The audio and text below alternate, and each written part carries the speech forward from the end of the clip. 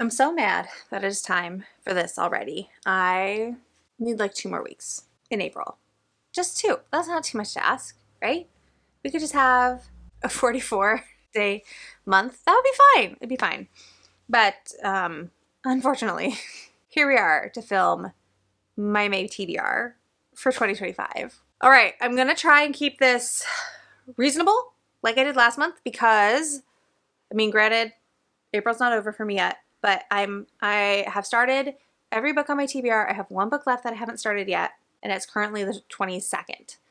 So, fingers crossed, I will actually complete my TBR this month, which would be amazing. So, we're going to keep May short, concise, to the point, no frills, because we know I will mood read all month long, despite what my TBR says. All right, let's start off with all the obligations and then we'll do our TBR jar. I have not added my most recent book purchases from the last 2 months to the TBR jar yet. I thought about doing it, but I would like to continue to whittle down what I already have before I throw the bright and shiny books into the equation. Let's start off with the Solid State SFF book club that I am in. Well, that I'm lurking in. But reading all the books, having a great time with the selections, just not participating at all, but like in discussions, but I'm reading the books. Anyways, the book for this month is The Chosen and the Beautiful by Nevo. This is great. I'm super excited to read this. This has been on my list for a really long time. Tor also sent me like the companion sequel to this book, and so I'm excited to read this and then hopefully roll into the next one. I believe this is a Great Gatsby retelling, and I haven't read Nevo outside of her Singing Hill cycle. I've read all the Singing Hill cycle books, but I haven't read anything else yet, so I'm excited to see what I think of her writing outside of my love for Claire Chi and Almost Brilliant. We'll see how this goes. And then for the Betty Pages Challenge Yourself Reading Challenge, I forgot what the theme is for April. The theme for the whole year is dystopian novels or so 2025. Not loving it, but it is what it is. I am going to read Chain Gang All-Stars. Finally. I've been wanting to read this since before it came out. I think I'm really gonna love it. I have the audiobook from Libro FM, which I've heard is a really great experience for this book. I've heard the audiobook quality is just fantastic. So I'm super duper excited to finally read this. This is kind of Hunger Games-esque, where it's in the not too far future and prison inmates are forced to compete in like this battle to the death reality TV show type situation. And then for the various reading challenges that I kind of participate in, for Buzzword, the Buzzword cover challenge for May is to read a book with eyes on the cover. And I don't want to read a horror book with eyes on them because they are almost always about cannibalism in some form. And yes, there are some that I do want to read, like Mayfly.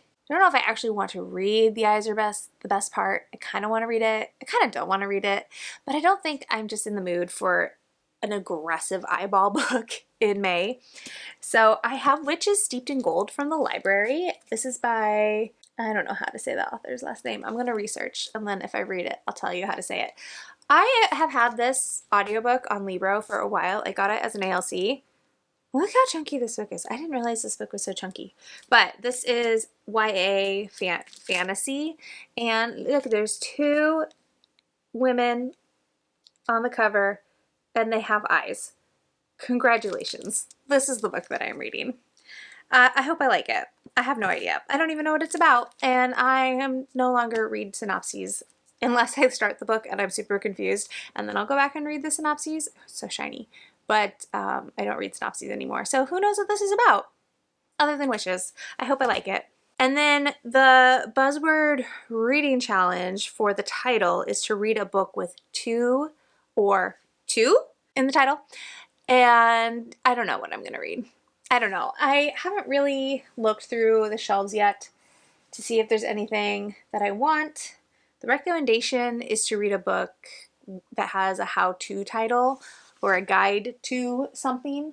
So I might dig around in like my nonfiction. I don't think I have any unread nonfiction that fills that category, but I just think I might peruse some of like the nonfiction books that I'm interested in and see if there's anything that pops that has either of those words in the title. So that one is kind of left open. We'll see. And then for the Coughing Covers Challenge, which is from Jan Agaton's Patreon challenge, for May, we're looking for books with hands on the cover, and I think I'm finally going to read The Age of Magical Overthinking by Amanda Montell. I read Cultish quite a few years ago now, and I absolutely loved it. And I have the audiobook for this as well on Libro. I haven't heard great reviews for this one, but I'm hoping I love it. I also started listening to Amanda Montell's podcast, which is, of course, about cults. And while I know this is like not the same subject matter as her first book or her podcast, I'm still looking forward to reading this. What did I say her cult book? Her cult book is called Cultish. Did I say the podcast name or the actual book name? Y'all, my brain is trash today. My like preschool class just like obliterated all my brain cells. It wasn't even a bad class.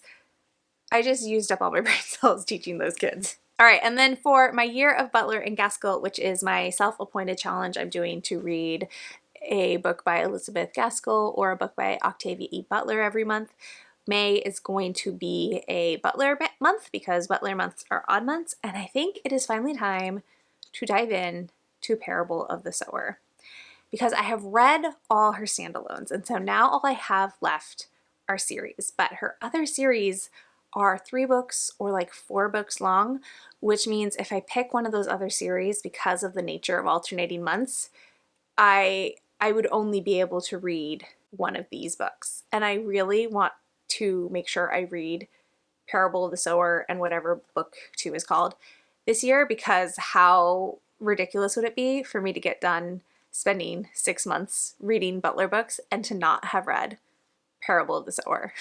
I know a lot of people read this last year because I believe the book starts in the year 2024 but goes into 2025, so I'm not quite late to the trend, but I'm a little nervous. I've read the graphic novel adaptation of Parable of the Sower, so I do know what I'm getting into. And the graphic novel was intense, so I can only imagine how much more intense the novel will be. So wish me luck. See how this goes. Okay, I think those are all the obligations. If I forgot something, oh well, I'll figure it out when I do my bullet journal for May. But we're gonna dig in here and pick 2 books from my TBR. Hopefully we got some ones that have been on here for a while. Ooh, okay, so I got Under the Oak Tree. All right, so this is a book that I bought for myself around Christmas time, and I bought it because it's gorgeous and gave me like historical romance vibes, but this is based on a web novel, or this is a bound up of a web novel of chapters 1 through 76. So I have no idea if I'm gonna like this. I literally just bought it because it's pretty, which I know we're not supposed to do, but I wanted something pretty. But I have been looking at this wondering when I was going to get around to reading it. So that is really, really exciting. And again, let's hope I love it. I need a 5-star. I need a 5-star. All right, let's see what book 2 is. Well, I got the one right there, so I gotta get, there you go. All right, and then book 2 is going to be, no, just kidding. I pulled Wives and Daughters. That's an Elizabeth Gaskell book, which I'm not going to read in the same month as a Octavia E. Butler book. I will get to that now that I'm doing this challenge. So that didn't count. We're going to pull again. Okay. So for real, the second book that I'm going to read for my TBR, is The Witchwood Knot. You see, why is this so hard to do today? You guys, you trust me, right? Yeah, okay. Where is it? The Witchwood Knot by Olivia Atwater is book 1 in her Victorian fairy tales series. So this is supposed to be a little bit more gothic than the series that Half a Spell is part of. I really loved Half a Spell. Unfortunately, like my enjoyment with that series went down with each book. None of the other 2 quite lived up to Half a Soul. I'm hoping that I do love this as much as I loved Half a Soul, but this is still fairies, but more malevolent fairies than not, I guess. Anyways, I have a good track record with Olivia Atwater. Even though nothing else has lived up to Half a Soul, I've still enjoyed everything else I've read. So I think I will enjoy this as well. I'm just getting real tired of the 3.5-star ratings because feel like I've had a lot of them lately, and I would like some more 4s and some more 5s. Please and thank you. So that is my set TBR. Some mood reading things that could come up during May is that I do want to make some progress with reading the novel shortlist books for the Nebula Awards. I want to start reading the novellas for the Hugo Awards.